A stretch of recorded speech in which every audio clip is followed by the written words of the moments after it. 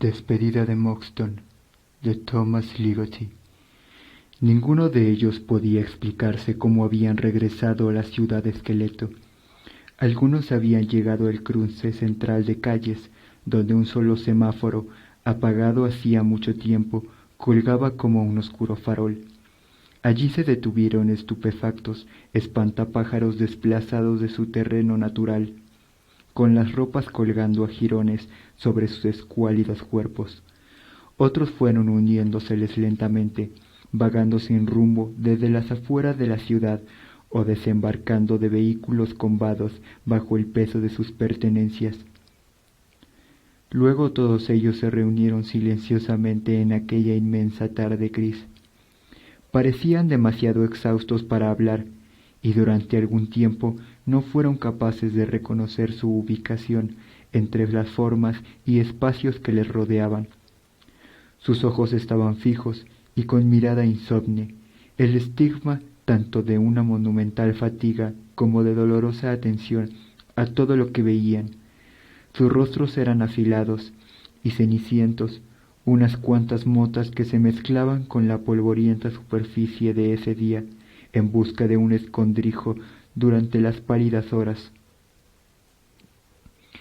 Delante de ellos estaba el lugar donde habían abandonado y al que, de alguna forma, habían regresado. Solo uno no había ido con ellos. Este permaneció en la ciudad de Esqueleto y ahora ellos regresaban, aunque ninguno pudo explicar cómo o por qué esto había ocurrido. Un hombre alto, con barba y sombrero de ala ancha, alzó la mirada al cielo.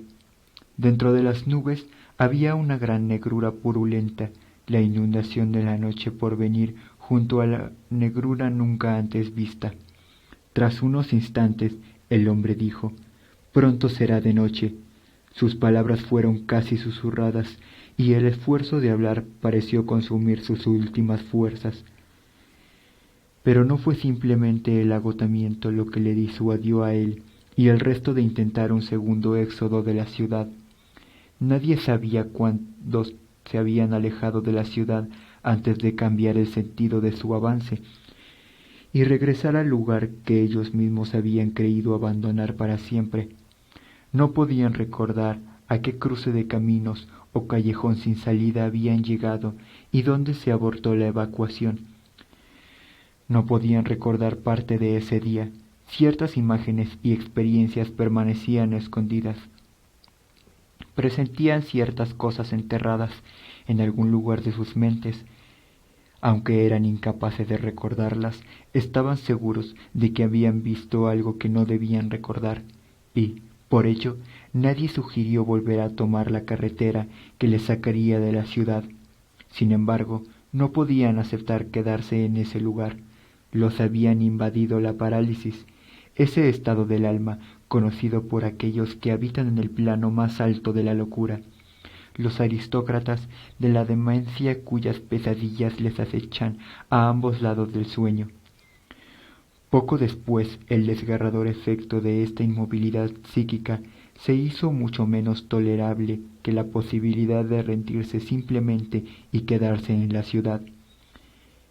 Ese fue el caso al menos de una de estas marionetas catalépticas, una mujer con aspecto de palo, que dijo: «No tenemos elección, él se ha quedado en su casa». Entonces otra voz entre ellos gritó: «Lleva aquí demasiado tiempo». Un viento repentino se agitó entre los árboles, sacudiendo las ropas de los exhaustos recién llegados y balanceando el semáforo que colgaba sobre sus cabezas.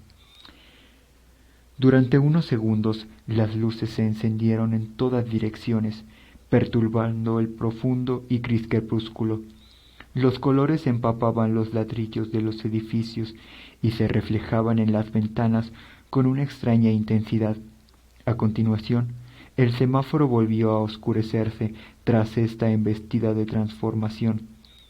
El hombre con un sombrero de ala ancha volvió a hablar, forzando su voz susurrante: «Debemos reunirnos después de descansar».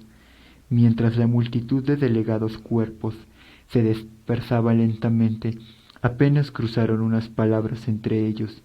Una anciana que avanzaba arrastrando los pies por la acera no se dirigió a nadie en particular cuando dijo: «Bendita sea la semilla que está plantada en eterna oscuridad». Alguien que oyó estas palabras miró a la anciana y preguntó: «Señora, ¿qué ha dicho?».